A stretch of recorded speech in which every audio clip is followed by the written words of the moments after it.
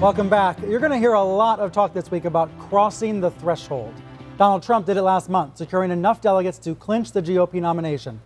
Barring some shocking, unprecedented outcome in California, Hillary Clinton will do the same thing on Tuesday. The magic number for her is 2,383. And looking at the scoreboard here today, Clinton is far ahead of Bernie Sanders. She has 1,769 pledged delegates, plus, according to CNN's count, 544 superdelegates who are free to vote for anyone at the convention next month. Bernie Sanders has 1,501 pledged delegates and 46 superdelegates. So Clinton is only about 70 delegates away from the magic number.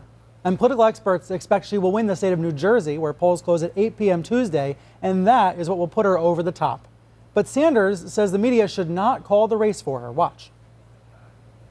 Hillary Clinton will not have the requisite number of pledged delegates to win the Democratic nomination at the end of the nominating process on June 14th. Won't have it.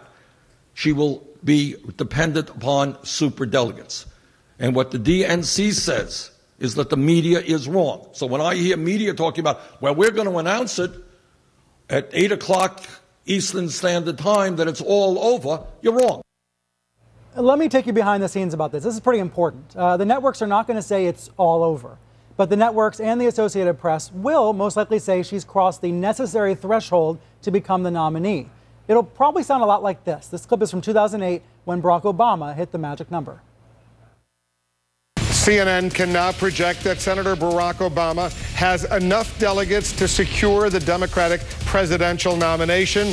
Senator Barack Obama goes over the threshold, goes over 2,118 delegates. He will be the Democratic presidential nominee based on our projections of the delegate count right now. That's what you can expect to hear on Tuesday night, assuming Clinton does get the necessary number of delegates. However, there'll be lots of caveats, lots of acknowledgments that if the superdelegates change their minds, maybe that title goes away from her. Progressive journalists and commentators that side with Sanders say the media is part of the problem here. And one of them is Cenk Uygur, the host, CEO, and founder of the online news show, The Young Turks. Thanks for being here.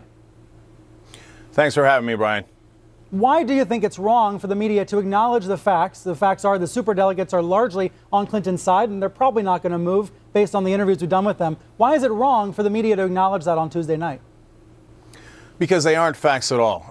So first, let's just acknowledge what are actual facts, that the superdelegates do not vote until the convention. In fact, if they're not at the convention, their votes won't get counted at all, which is almost never said on television. But the superdelegates are the establishment. They're all establishment people, and they're all voting for Clinton. Only 46 for Sanders. Now, Brian, you guys, and I mean CNN and all of the establishment press, totally tilted the playing field here from day one by counting those superdelegates, when in fact you know the superdelegates do switch their votes all the time. They switched it in 2008. Hillary Clinton had a 100 superdelegate lead, which completely vanished in 2008. So was the media wrong in 2008? From day one, which was absolutely incorrect. It was, in fact, journalistic malpractice. Why did you guys do that? So you're saying more information is not a good thing. We should hide people from the reality of what the superdelegates are thinking? No. Brian, this is very important. If you say, hey, superdelegates are likely to vote this way, or they say they're voting this way, as an aside, that's perfectly fair. But if you count them in the official tally when you know they can and often do switch their votes and have not voted yet, that is simply incorrect.